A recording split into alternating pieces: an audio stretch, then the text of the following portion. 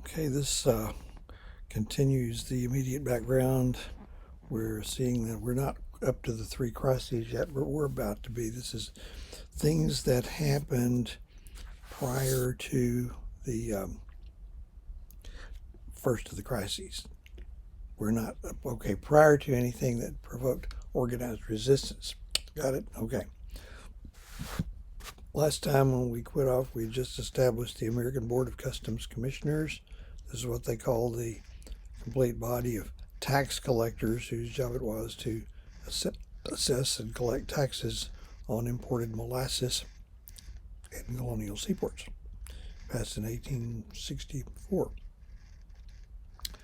Okay, so let's say they catch a smuggler. What happens next? Well, they put him on trial. Until 1764, they had no choice but to put these uh, people on trial before local courts with friendly judges and friendly jurors, and we reach a point where the British officials simply cannot get a conviction. The judge and the jury have no. They don't even think what you're doing should be criminal. They think the law is criminal. They're going to turn you loose. So, to try to solve that, the British government set up some new courts of the same type of those as those used in England itself in smuggling cases. They wouldn't have taken an accused smuggler into a regular court there. They would have used something called a vice admiralty court. So they set up 4 new vice admiralty courts in America. One was in Halifax, Nova Scotia, that's in Canada. The other 3 were in the 13 colonies, probably Boston, maybe Philadelphia, Charleston, South Carolina. Now, these courts were highly specialized, and because of that, they had never used juries. The ones in England didn't have juries. These don't have juries either, because the law being applied is very complex. It takes highly trained jurists to be those judges, and whether we got any of those or not, I don't know. I know we got corrupt ones. They would rip you off any way they could think of. So, but the problem with not having a jury trial, you've been deprived of trial by jury, haven't you? This is an entering wedge. They mean to take away trial by jury for anything at all. That means if you really are a smuggler, you don't think you're doing anything wrong, but you can no longer count on your friendly friends and neighbors to let you off by sitting on a jury. So people are in a pretty high state of grumbling when the first crisis comes along. Both the things I've told you thus far and this one were the brainchild of a prime minister named George Grenville, who had a reputation as a financial wizard. So the king appointed Grenville to be prime minister in about 1763 or 4, somewhere in there. Okay. The thing that set the fireworks off was the Stamp Act, passed in 1765. Colonists learned about it in May of 1765. And it stirred up almost immediate, almost unanimous protest and resistance. Okay? It's basically a tax on paper. More specifically, it's a tax on documents of various kinds. So the way it worked is this weirded out 18th century style of tax. So follow me on this. The British government declared for itself a complete monopoly on all sales of paper in the colonies. You could only buy your paper from agents of the British government. And a lot of colonials who needed jobs signed up to be agents and sell the paper before they figured out which way the wind was blowing. Okay, to put teeth in the law, and this is where the documents came in, no legal document which was dated on or after the date when the law would officially take effect, and that would be on November 1st, 1765, no such legal document could be enforced. It would all be null and void and unenforceable.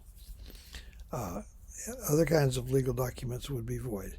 Newspapers printed on paper that was not the legal paper, and I left that out. That'll be why they call it the Stamp Act. The owners could be fined and even imprisoned. They even put a tax on playing cards. So to distinguish what paper was legal and what was not, the official paper had either a watermark or an embossed stamp. I'm not sure. They call it the Stamp Act, the stamp tax. It's on there and it shows, it certifies that the tax was paid. Okay, this spread, as I said, almost immediate, almost unanimous resistance. Nothing else in the whole revolutionary period brought such a unanimous upsurge of disapproval. It seemed to work against the interests of several very important opinion-forming groups in the colonies. Ministers had great political power or influence in those days. You want all of those guys mad at you on the same day? You want all the newspaper guys mad at you on the same day? You want all the lawyers mad at you on the same day? Tavern owners and saloon keepers were offended. It got to be group psychology. Everybody was upset about it. So we learned about it with about a little over 5 months left before it would take effect. That gives us some lead time to figure out how to protest it. It would take effect on November 1st, 1765, some months in the future. So the first official response by the colonies was very laid back, very respectful. It wasn't obnoxious at all. Various colonial legislatures, several of them, adopted protest resolutions and sent them to Parliament, who had passed the act. Okay? These guys think that what we have here is an information problem. That if British leaders really understood our position on such taxes as this, they never would have done it. So all we got to do is just straighten them out on that. Yeah, that's going to work, isn't it? These guys are the kings of the hill for the first time. They just won the big war. They're the dominant power in Europe for the time being. Are they going to be in a mood to take back talk from their colonists? Well, how did we protest it? What was the argument that we used? It's going to sound familiar. It's basically no taxation without representation. And this is what brought to light the fact that the concept of representation had evolved along strikingly different lines in the colonies since the first colonies were set up in the early 1600s than had that concept in England itself. Okay? In the colonies, each colony had an elected assembly or legislature, and to serve in that assembly, you had to be a resident of the district that you're representing. And the only people voting in the election will be residents of that district. So since you're, from them and of them, and they selected you, that gave you the authority to represent them. Okay, and that, don't say, well, what's different about that? Because that's the way we've done it ever since in this country, in all states, as far as I know. Thing is, that was not how it worked in England. Now, let me finish our point here. The fact that none of the colonists sat in the House of Commons meant to us we're not represented in the House of Commons, according to our concept of representation, which was true. So therefore, the Parliament, specifically the House of Commons, had no authority to lay this tax upon us. Okay? The British had a reply to that. And basically, that's what we put into our protest resolutions that were respectfully worded and sent over to England. They pointed out that, of course, we're represented. They called it virtual representation. Each member of the English House of Commons represented all Englishmen everywhere. And that included us. It didn't just include the ones in the district or town or whatever that place that person was elected from. All right, and our response to that was, wait a minute, hold on, you don't understand. None of the members of the House of Commons are from here. Nobody here got to vote on any of them. Therefore, we are not represented by them. So, allergies, they're not real bad. They're just pesky. And the English reply to that was true. Only a tiny percentage of the people in England itself were eligible to vote in a parliamentary election. I was watching a little video about this a while ago. I think I posted it for you. Britain had around 7 million people, and only around 250,000 of them were eligible to vote in a parliamentary election. So they're going to tell us if 95% of the English population is not eligible to vote, what gets off where do we get off complaining that we're not? So there you go. Um,